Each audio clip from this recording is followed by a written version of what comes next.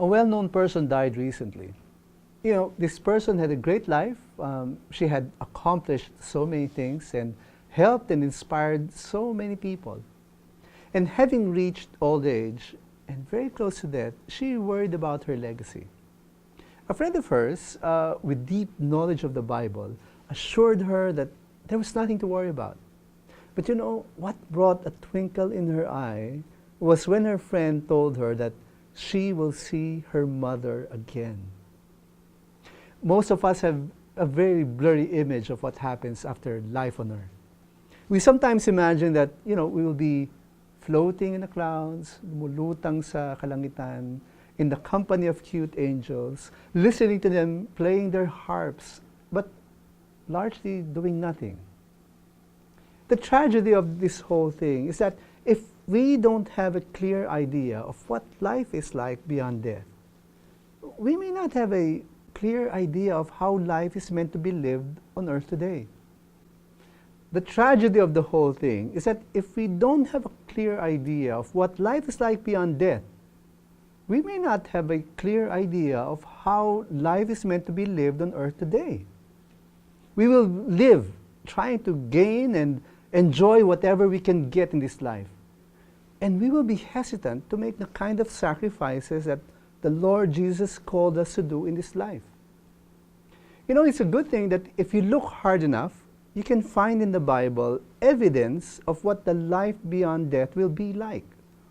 The prophet Isaiah in the Old Testament wrote about the time when the new heaven and the new earth has finally come.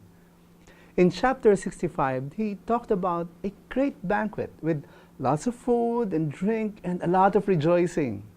And then specific passages talked about these things.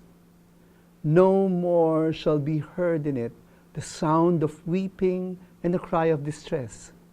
No more shall there be in it an infant who lives but a few days, or an old man who does not fill out his days. For the young man shall die 100 years old, and a sinner 100 years old shall be accursed. They shall not build and another inhabit. They shall not plant and another eat. For like the days of a tree shall the days of my people be, and my chosen shall long enjoy the work of their hands. In the new heaven and the new earth, long life will be the norm, and there will be no more unjust work relationships. The things that bring distress and tears to our eyes today, they will be gone forever. And here's the best part. Before they call, I will answer. While they are yet speaking, I will hear. What a beautiful vision of life. This is the kind of life that we will enjoy forever when life beyond death has come. And this will come when the Lord Jesus returns and claims his rightful place as King of all creation. So no need to worry about what will happen to you or your loved ones when you die. There is nothing to fear.